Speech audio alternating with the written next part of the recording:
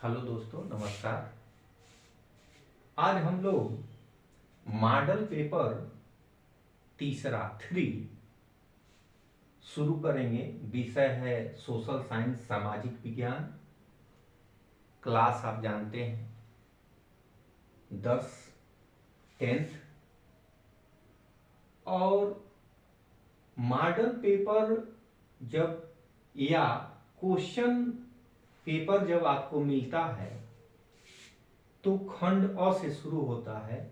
खंड अ बहुविकल्पीय प्रश्न होते हैं जिसमें 20 क्वेश्चन दिए होते हैं और उन 20 क्वेश्चनों का उत्तर आपको OMR सीट पर भरना होता है।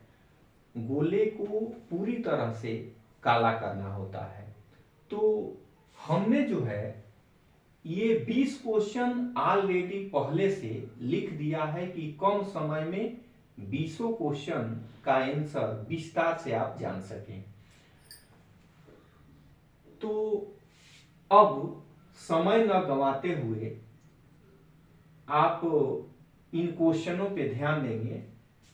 ये क्वेश्चन कभी न कभी बोर्ड परीक्षा में पूछे गए हैं और इसकी आज की खास विशेषता यह है कि कुछ क्वेश्चन ऐसे जो है बोर्ड परीक्षा में पूछ लिए जाते हैं जो अन्य कंपटीशनों में भी पूछे गए हैं या पूछे जा सकते हैं, और कुछ क्वेश्चन गलत भी पूछे गए। गलत कहने का मतलब या तो प्रिंट करने में या लिखने में गलत हो जाते हैं, या उनके जो विकल्प दिए जाते हैं, जो ऑप्शन दिए जाते हैं, वो भी कभी कभी गलत दिए जाते हैं। तो इस आज के 20 प्रश्नों में 2 प्रश्नों को हमने ऐसा रखा है जो बोर्ड परीक्षा में गलत या तो प्रिंट है या तो जो पेपर सेटर हैं उन्होंने उस प्रश्न पे ध्यान नहीं दिया है।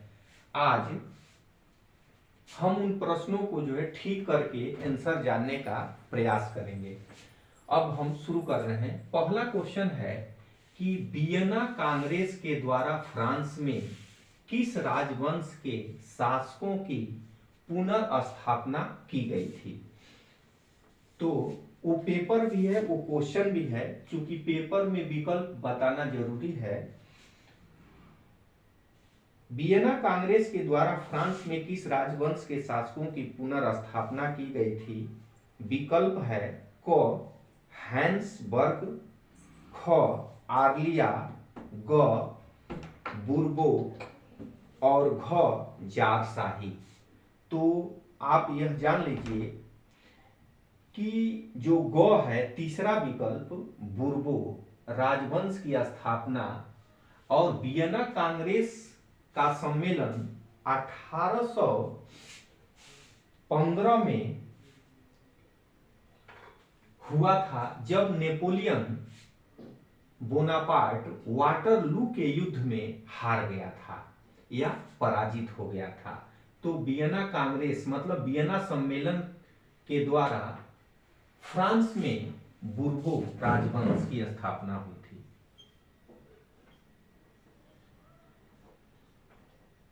बुर्बो राजवंश।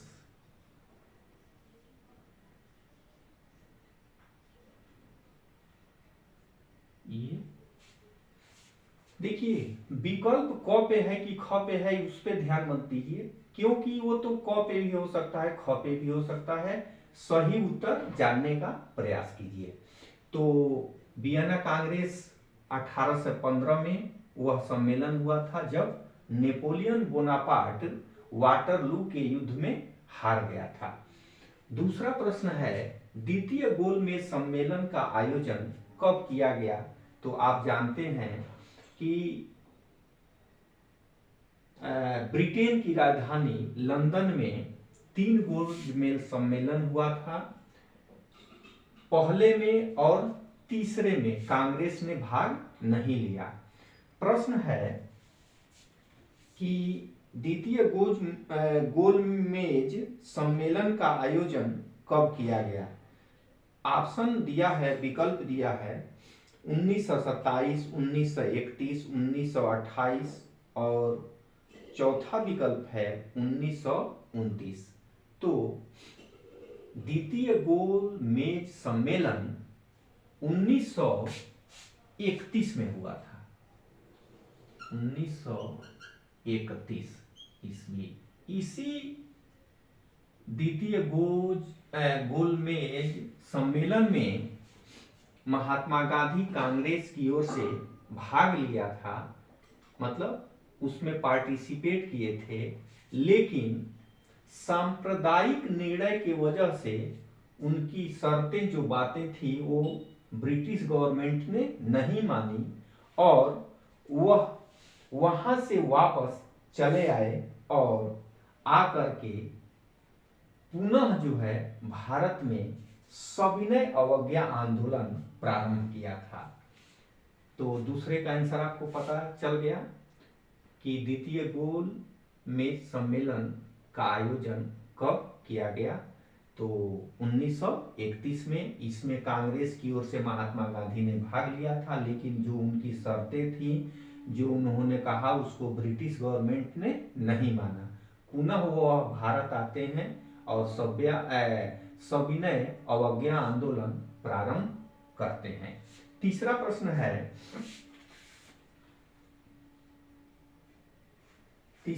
कौन सा समूह मित्र राष्ट्रों में शामिल था।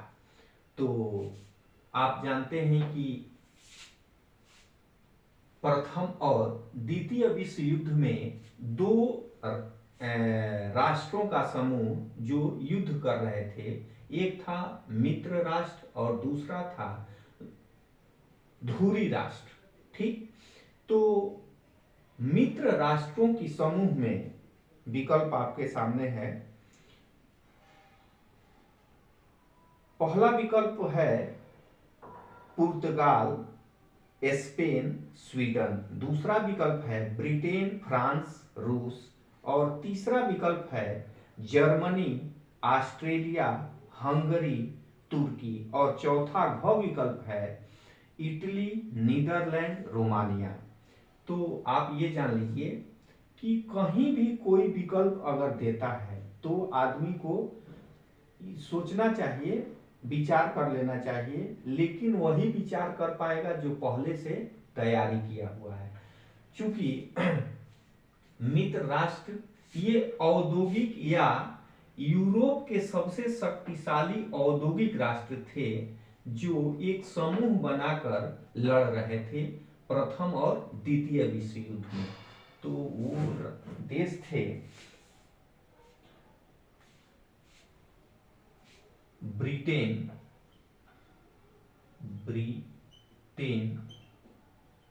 फ्रांस,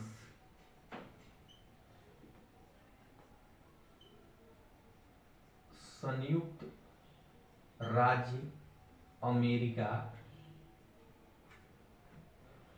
और एक राष्ट्र था रूस या सोवियत रूस। हम इसको जो है सोवियत रूस लिख दे रहे हैं छोटा सा। ये जो है मित्र राष्ट्रों की समूह था जो प्रथम या द्वितीय विश्व युद्ध में एक होकर के लड़ रहे थे। इसी प्रकार से मान लीजिए ये पूछा गया है तो ये भी पूछा जाएगा कि धुरी राष्ट्रों का समूह। तो धुरी राष्ट्रों का या अक्ष देशों का समूह आपसे पूछा जा सकता है, जिसमें प्रमुख रूप से 3 देश थे तो 3 से अधिक, लेकिन जो समूह था उन समूहों में 3 देश प्रमुख थे धुरी राष्ट्रों के, जर्मनी, जापान और इटली। ये धुरी राष्ट्र थे जो मित्र राष्ट्रों से लड़ रहे थे। अब हम चलते हैं चौथे प्रश्न पे। चौथा प्रश्न है सत्ता में साझेदारी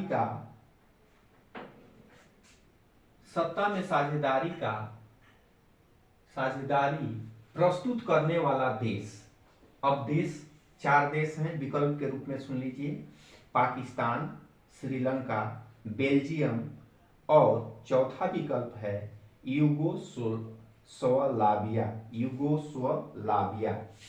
तो पाकिस्तान सत्ता की साझेदारी का अर्थ आप जानते हैं कि शासन की ऐसी व्यवस्था जहां व्यवस्थापिका का अपना अधिकार, न्यायपालिका का उस जो कानून बना है या जो कानून बनाने वाली संस्था है उसकी देखरेख, उस कानून की देखरेख, और व्यवस्थापिका जो व्यवस्थापिका के अलावा कार्यपालिका जो नियम बन जाता है उसका वह पालन करवाती है। तो तीनों का अपना अपना कार्य होता है। तीनों जो है एक दूसरे से मिल करके और दूसरे के कार्यों में हस्तक्षेप न करते हुए अपना कार्य करते हैं। तो ऐसा जो 4 देश हैं उसमें पाकिस्तान हो ही नहीं सकता है। श्रीलंका भी वहाँ जाती है और जो है सरकार उलट पुलट होती रहती है। पाकिस्तान में तो तानाशाही ही चलती रहती है। और एक विकल्प दिया है बेल्जियम। तो बेल्जियम ये सत्ता की साझेदारी, या अगर बेल्जियम के जगह पे भारत देता तो और ही अच्छा होता, लेकिन विकल्प के अनुसार होगा बेल्जियम। देश का नाम है जो यूरोप में स्थित है। ठीक है, अब हम 5वें प्रश्न पे चल रहे हैं। 5वां प्रश्न है, संघात्मक शासन प्रणाली में अधिकारों का विभाजन होता है। मतलब आप जानते हैं कि भारत भी एक संघात्मक शासन प्रणाली वाला देश है। तो भारत का जो संविधान है वो केंद्र के लिए और राज्य के लिए अलग अलग अधिकार या विषय निश्चित किया है। तो विकल्प है पहला, केंद्र एवं राज्यों के मध्य, ख, एक राज्य एवं अन्य राज्यों के बीच, ग, व्यवस्थापिका एवं कार्यपालिका के मध्य, घ, व्यवस्थापिका एवं न्यायपालिका के मध्य। तो जो संवैधानिक अधिकारों का विभाजन है वह केंद्र और राज्यों के मध्य है। तो उत्तर होगा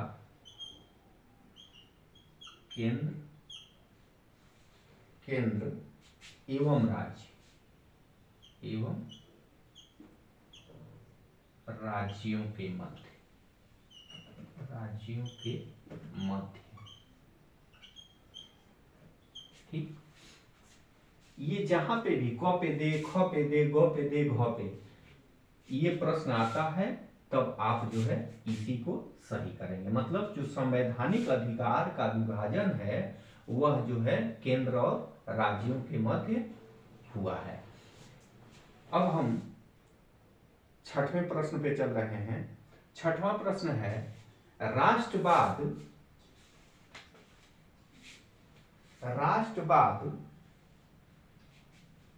का प्रारंभ कहां से होता है या किस देश से होता है, हुआ है। तो राष्ट्रवाद का प्रारंभ जो आपका सिलेबस है उसके अनुसार, या उसमें बुक में दिया भी है, कई बार बोर्ड परीक्षा में ये पूछा भी गया है कि राष्ट्रवाद का प्रारंभ किस देश से हुआ। तो राष्ट्रवाद का प्रारंभ फ्रांस देश से हुआ है। इसी तरह से दूसरा प्रश्न भी पूछा गया है बोर्ड परीक्षा में कि पुनर्जागरण का प्रारंभ, तो ये भी बोर्ड परीक्षा में आया है कि पुनर्जागरण का प्रारंभ किस देश से माना जाता है या किस देश से हुआ है, तो इटली से हुआ है। ये दोनों प्रश्न अनेक बार पूछा गया है बोर्ड परीक्षा में। तो ये जो प्रश्न है कि राष्ट्रवाद का प्रारंभ किस देश से हुआ, तो फ्रांस। अब है सोशल कॉन्ट्रैक्ट, जिसका हिंदी होता है सामाजिक उपबंध, के लेखक थे। विकल्प दिया है रूसो, मॉन्टेस्क्यू, नेकर, दिदरो।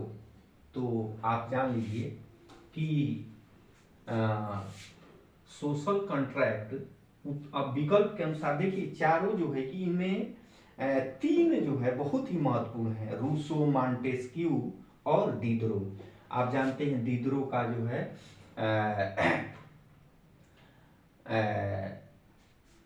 ये इसके पहले भी आपको बता चुके हैं कि डिडरो ने जो है विश्वकोश नामक पुस्तक लिखा है।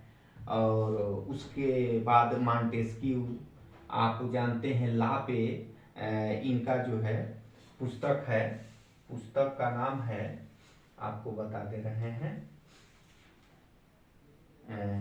The spirit of law. इसको हिंदी में शक्ति पृथक्करण का सिद्धांत भी कहा जाता है। तो अब प्रश्न जो आया है बोर्ड परीक्षा में कि सोशल कॉन्ट्रैक्ट के लेखक थे, तो आपको लिखना है, जो विकल्प लिखना क्या है, जो मार्कशीट में भरना है, जो सही है वह है रूसो। ठीक। अगला प्रश्न है कि रॉबर्ट एक्ट कब पारित हुआ। तो रॉबर्ट एक्ट ब्रिटिश पार्लियामेंट में 1919 एक रिटायर जज, ब्रिटिश जज था जो बहुत ही क्रूर था, और ब्रिटिश गवर्नमेंट ने इसको भारत के लोगों के विरुद्ध, जो आंदोलन कर रहे थे, क्रांतिकारी लोग थे और ब्रिटिश गवर्नमेंट का विरोध कर रहे थे, उनको बिना कानून, बिना जो वकील, बिना सुनवाई के ही जेल में डालने की व्यवस्था किया। और वह जो कानून बनाया, जो पारित किया, जिसका अध्यक्ष था, उसी के नाम पे यह जो है रॉबर्ट एक्ट पड़ा है। ऐसे इसका वास्तविक जो नाम है उसको हम बता दें, इसे काला कानून भी कहा जाता है। लेकिन जो सरकारी, जो ब्रिटिश पार्लियामेंट में जो इसका नाम रखा गया वह था अराजकता और क्रांतिकारी अपराध अधिनियम 1919 ईस्वी। इसमें जो है बिना मुकदमा चलाए भारतीय क्रांतिकारियों को जेल में डाल दिया जाता था। 10 मार्च 1919 को यह पारित हुआ था। अब है अगला कि विश्व व्यापार संगठन का मुख्यालय है। विश्व व्यापार संगठन का मुख्यालय है, तो इसका जो विकल्प दिया है, क वाशिंगटन, ख लंदन, ग टोक्यो और घ जेनेवा। तो ये सभी जो है शहर या महानगर या किसी न किसी देश की राजधानी ही है।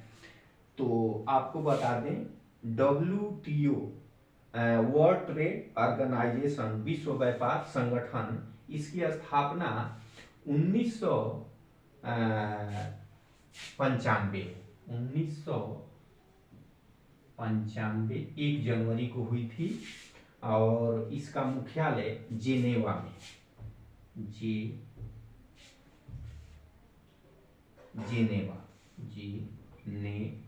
जेनेवा शहर जो है स्विट्जरलैंड में है। ये सब भी जानना चाहिए। ठीक है। हाँ,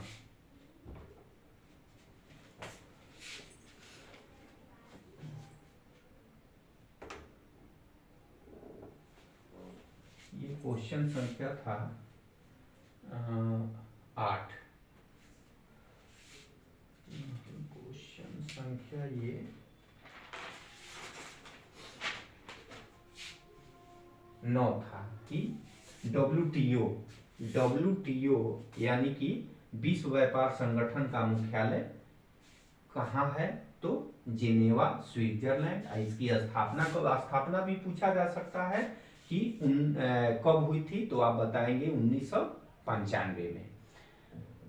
अब हम अगला 10वें प्रश्न पे चल रहे हैं। 10वां प्रश्न है कि भारत में पंचायती राज की स्थापना हुई थी। यही प्रश्न देखिए, अब ये बोर्ड परीक्षा में पूछा गया है, और लेकिन प्रश्न या तो प्रश्न गलत है या तो विकल्प गलत है। अब देखिए कैसे कि ये क्वेश्चन संख्या 10 है, पेपर मेरे हाथ में है, कि भारत में पंचायती राज की स्थापना हुई थी। विकल्प दिया है क 1980, ख 1990, ग 1992 और घ 2004। अब स्थापना, अब सोचिए कि भारत में पंचायती राज की स्थापना, आप किताब खोल करके देखिएगा, यह कई कंपटीशनों में प्रतियोगी परीक्षाओं में पूछा जा चुका है कि भारत में पंचायती राज की स्थापना कब हुई थी। तो भारत में पंचायती राज की स्थापना 1959 में हुई थी। अब विकल्प में एक भी नहीं दिया है, मतलब विकल्प में है ही नहीं।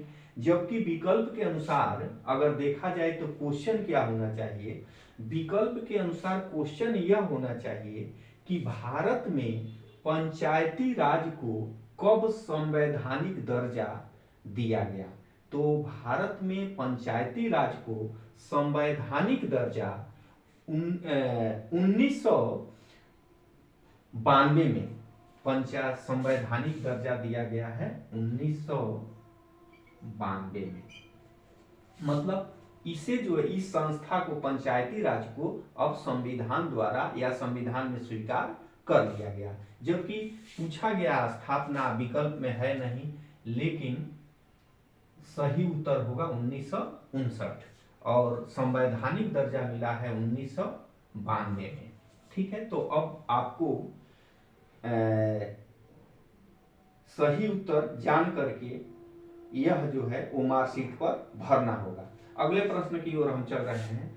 अब शुरू होता है, अब तक तो आप जो है इतिहास और नागरिक जीवन का प्रश्न देख रहे थे। अब 11वें से भूगोल और अर्थशास्त्र का प्रश्न जो है शुरू होगा।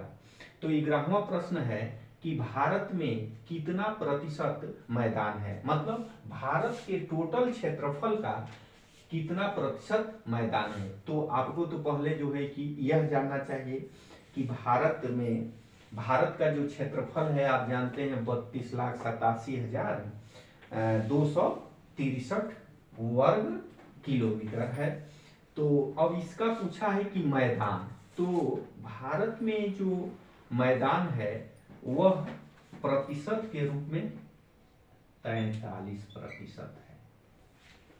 ठीक, अब मैदान पूछ लिया है तो ये भी पूछा कभी जा सकता है कि पर्वत कितने हैं, पठार कितने हैं, पहाड़ियां कितनी प्रतिशत हैं। तो आपको एक ध्यान से सुन लीजिए, मैदान तो 43% हो गया, पर्वत 11%, पहाड़ी 18% और पठारी या पठार 28% है। जब पूरा टोटल जोड़ देंगे तो 100% हो जाएगा।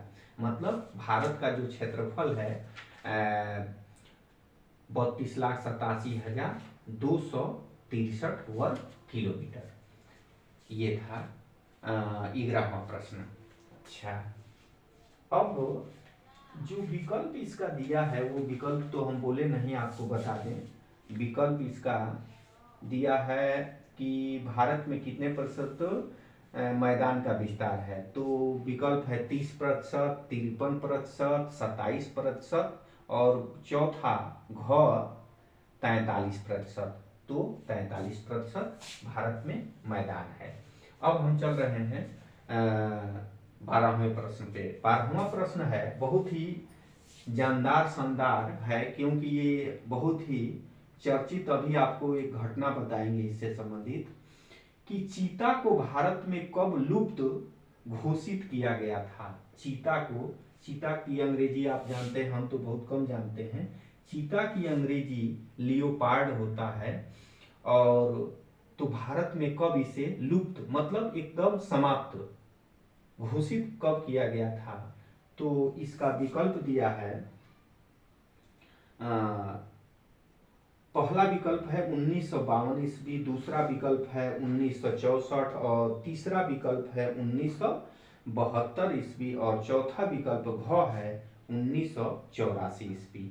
तो इन चारों विकल्पों में जो लोग पढ़ते हैं, अपना सिलेबस तैयार करते हैं क्वेश्चन के रूप में, तो भारत में चीता को लुप्त 1952 में किया गया था, घोषित सरकार ने 1952 में चीता को लुप्त, मतलब भारत से एकदम समाप्त हो, धरातल से नहीं, धरातल तो दक्षिण अफ्रीका में या क्या कहा जाता है अफ्रीका महाद्वीप में तो हैं, अब वहीं से पुनः लाए भी गए हैं। अब आपको अगला जो है बताते हैं इससे संबंधित, चीता से संबंधित एक रोचक जानकारी।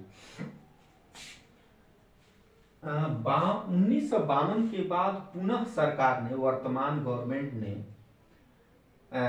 17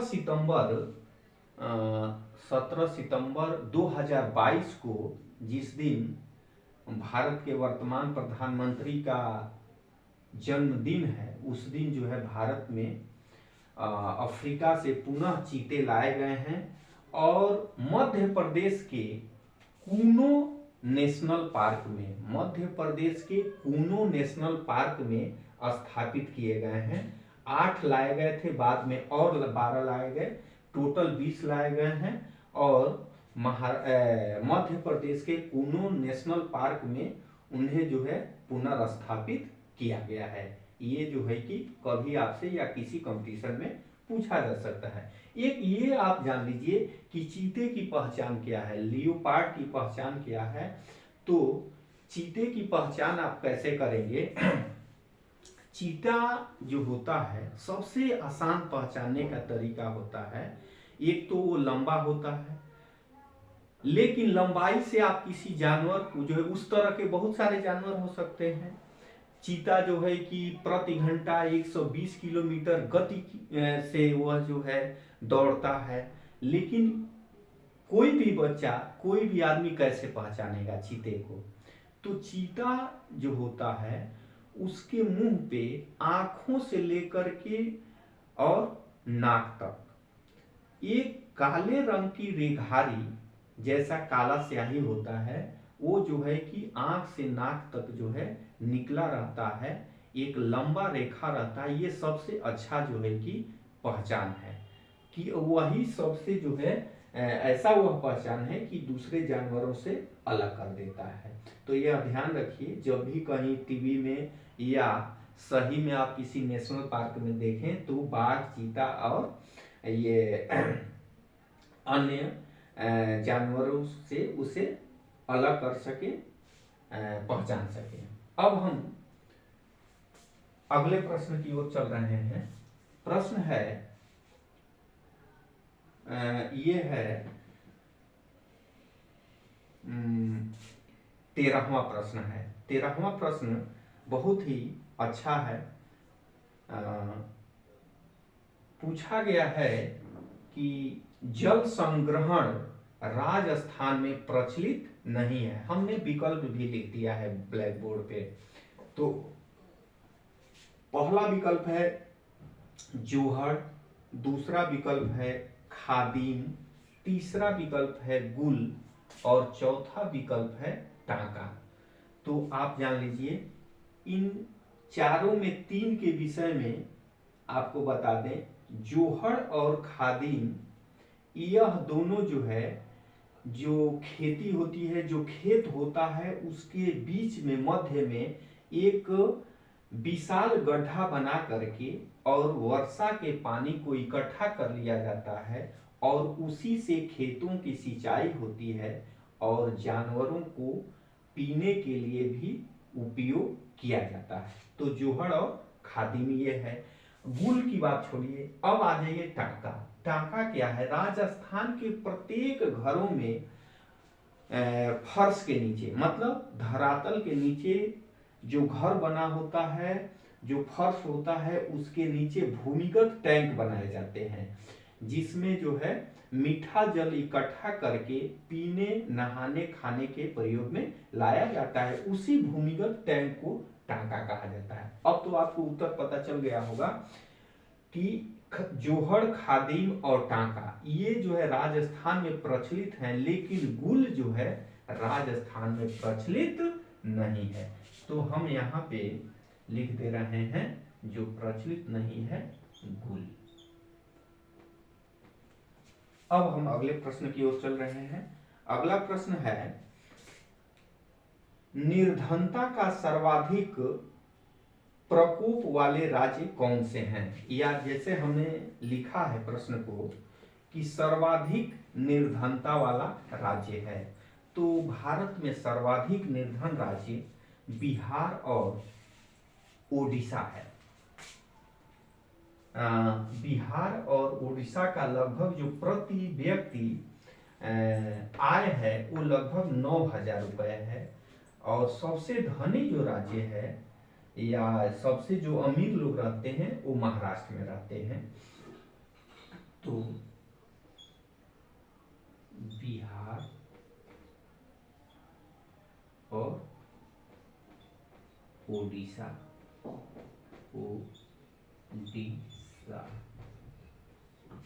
में सबसे गरीबी है, सबसे गरीब लोग यहीं पे रहते हैं। अगला प्रश्न है, अगला है 15 कि झारखंड का कोडरमा अग्रणी उत्पादक है। झारखंड का कोडरमा अग्रणी उत्पादक है, मतलब सबसे अधिक जो है कि झारखंड के कोडरमा में किस तत्व या खनिज का होता है? तो विकल्प है अभ्रक, लौह अयस्क, तांबा, सोना। तो यह जान लीजिए विश्व प्रसिद्ध या सबसे अधिक या क्वालिटी में, गुणवत्ता में सबसे जो है कि प्रसिद्ध झारखंड का कोडरमा है। किस चीज के लिए? तो अभ्रक के लिए। अभ्रक के लिए। यहाँ पे एक लाल रंग का रूबी अभ्रक पाया जाता है जो विश्व प्रसिद्ध है। इसकी मांग पूरे जो है वर्ल्ड में है। तो ये हो गया अभ्रक। वो कोडरमा जो है अभ्रक के लिए प्रसिद्ध है और सबसे अधिक उत्पादन भी होता है, चूंकि ये एक अलौह धातु भी है जिसमें लोहे का अंश नहीं होता है। अगला है क्वेश्चन कि बहुराष्ट्रीय कंपनियों द्वारा किए गए निवेश को क्या कहते हैं? क है व्यय, ख है विदेशी निवेश, ग है उत्पादन और घ है वितरण। तो जो विदेशी कंपनियों द्वारा किसी देश में निवेश किया जाता है या किसी कंपनी पे पैसा लगाया जाता है, ऐसे निवेश को विदेशी निवेश कहा जाता है। तो इसका विकल्प आपने सुन लिया, व्यय, ख है विदेशी निवेश, ग है उत्पादन और घ है वितरण। तो व्यय, उत्पादन और वितरण विकल्प सही नहीं है, विदेशी निवेश। विदेशी निवेश, ये उत्तर सही है। हाँ, अब हम 17वें क्वेश्चन पे चल रहे हैं। 17वां क्वेश्चन है, 17वां है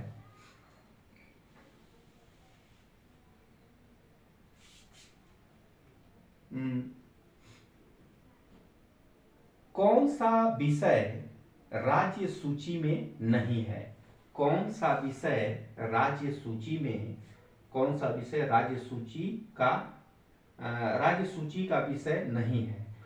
हमने थोड़ा सा वाक्य इधर उधर कर दिया है, शब्दों को बदल दिया है। कौन सा विषय राज्य सूची में नहीं है? तो पहला विकल्प है पुलिस, दूसरा विकल्प है कृषि, तीसरा विकल्प है सिंचाई और चौथा विकल्प है मुद्रा। तो आप जान लीजिए राज्य सरकार या राज्य सरकार जो इस विकल्प दिया है, उन विकल्पों या उन विषयों पर कानून बनाने का, शासन करने का अधिकार जो है राज्य सरकार को है। वह है पुलिस, दूसरा विकल्प कृषि और तीसरा विकल्प सिंचाई। इन तीनों पे कानून बनाने का अधिकार जो है राज्य गवर्नमेंट को है। लेकिन जो चौथा दिया है मुद्रा, वह जो है कि केंद्र का विषय है, इसलिए नहीं कह रहा है। तो लिखेंगे मूत्रा, अर्थात आप वो मार्कशीट में घ को पूरा काला करेंगे। अगला प्रश्न है, भारत में प्रत्येक राजनीतिक दल या पार्टी को कहां पर पंजीकरण या रजिस्ट्रेशन कराना होता है? पंजीकरण या रजिस्ट्रेशन कराना होता है। विकल्प दिया है योजना आयोग में, चुनाव आयोग में, संसद में, और या चौथा विकल्प दिया है संघ लोक सेवा आयोग में। तो राजनीतिक पार्टियों को संघ कहाँ, उनको कोई संघ लोक सेवा आयोग से न मतलब है, न संसद में तो पहुंचना चाहते ही हैं, योजना आयोग पे कब्जा करना चाहते हैं, लेकिन उनका जो रजिस्ट्रेशन होता है, जो पंजीकरण होता है, वह चुनाव आयोग में होता है। तो आप जान लीजिए ख विकल्प सही है, चुनाव आयोग। चुनाव आयोग।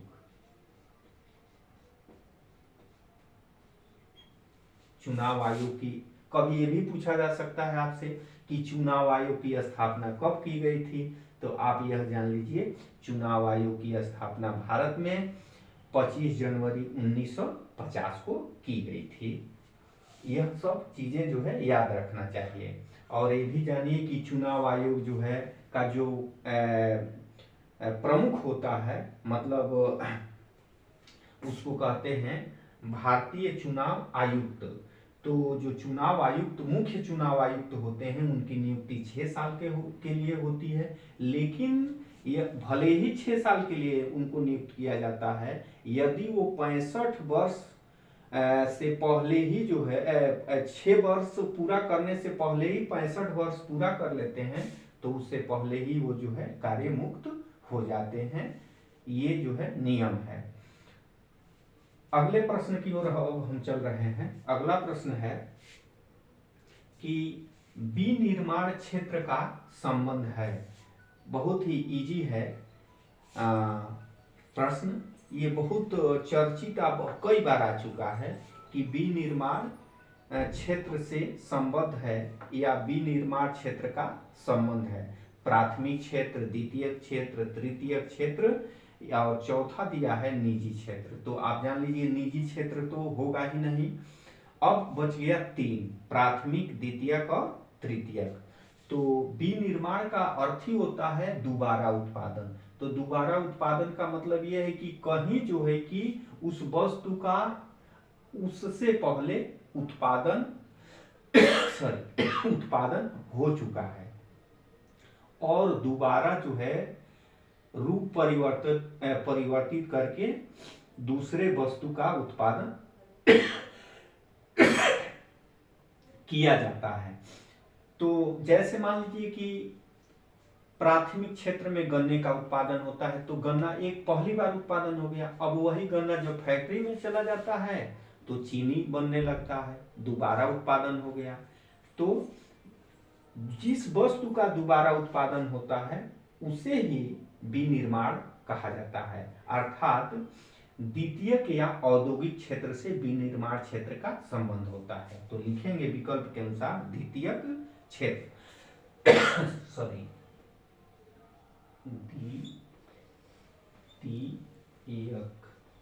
द्वितीयक क्षेत्र, इसे ही औद्योगिक क्षेत्र भी कहा जाता है। अब हम अंतिम प्रश्न है कि भारत में भ्रंश घाटी में बहने वाली नदियों की संख्या है, अर्थात कितनी नदियां भ्रंश घाटी में बहती हैं। तो बहुत कम लोगों को पता है। अब बहुत सारे किताबों में केवल 2 ही नदियों की चर्चा होती है जो भ्रंश घाटी में बहती हैं। लेकिन आज जान लीजिए, आप इस प्रश्न को ध्यान से या समझ लीजिए या रट लीजिए। भारत की 3 प्रमुख नदियां, अब जैसे विकल्प में दिया है 2 नदी, 3 नदी, 4 नदी और 1 नदी।